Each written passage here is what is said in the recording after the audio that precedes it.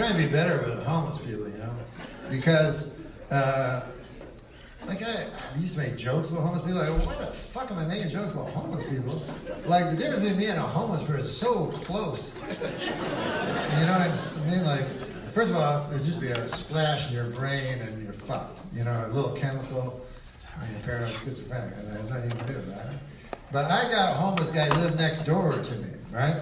No, you don't have a door, but I mean, I have an apartment and he has a pavement. So this is what I always used to do, just pretend he didn't exist.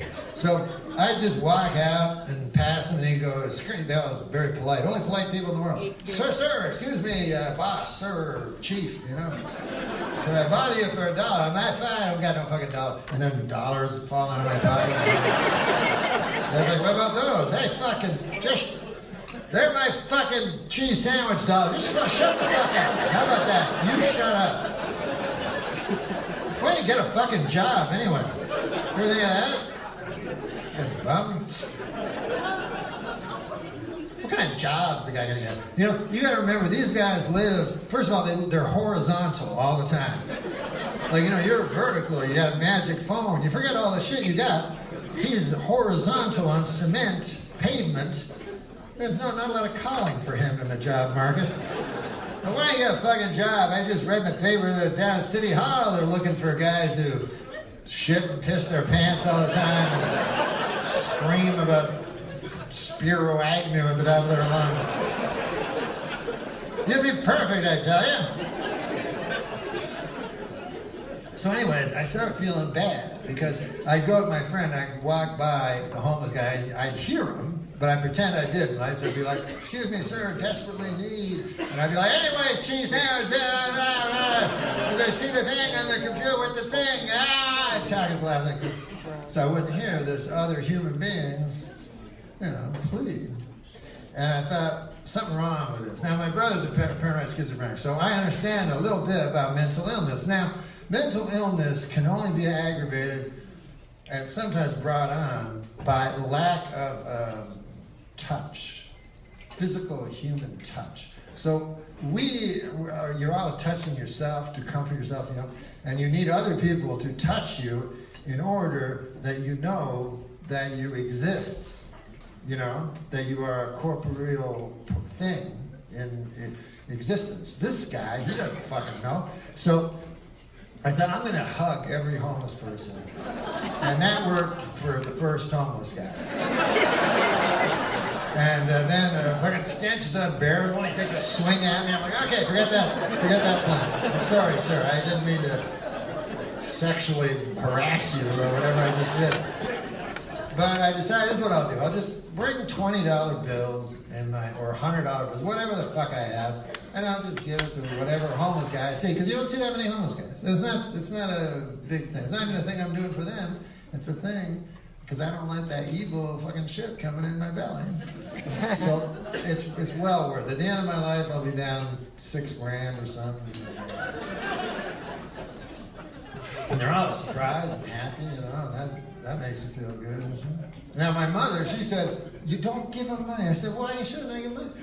She said, you don't know what he's going to do with the money. And I said, well, it's his money. He'll do whatever the fuck he wants with it. That's how things work, you know.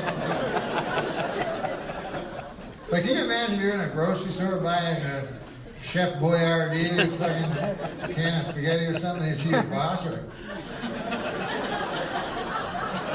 what do you got over there, Peterson?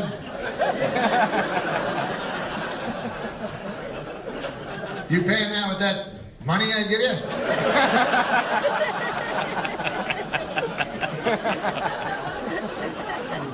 That's the way it works. They want their money. But he said, my mother said, you don't know, he might buy crack with it. I'm like, of course he's gonna buy crack with it. Because she would go, let's make him a sandwich. I don't know if you've ever given a sandwich to a homeless guy.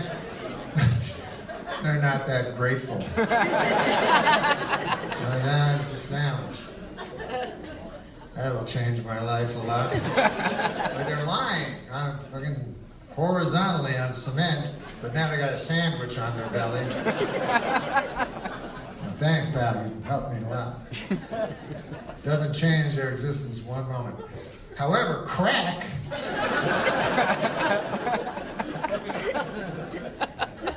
I was thinking of just getting a big fucking chunk of crack. Here you go, pal. I go, what? What are you, God?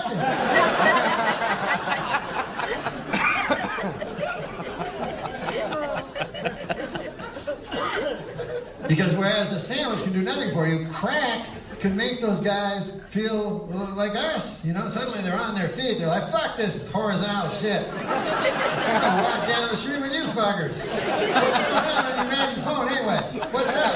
Let's keep going. And then it wears off about a block later and you leave them there.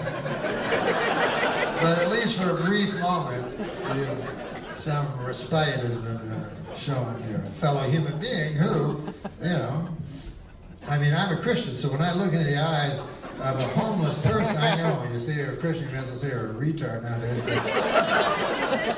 Down syndrome and shit. But when I look at a homeless man's eyes, I see eternity. I see an eternal being, and so I can't not give him the same respect that I would you or anyone else, because I feel that we're all eternal beings that may or may not fuck it up. I believe we're all going to be eternal. It just whether the devil will be raping us for all of eternity.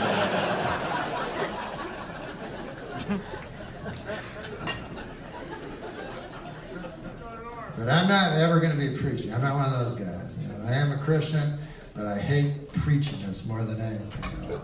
And all I would say is, you know, I hope you get to heaven, but you have to do it through Jesus Christ of Nazareth.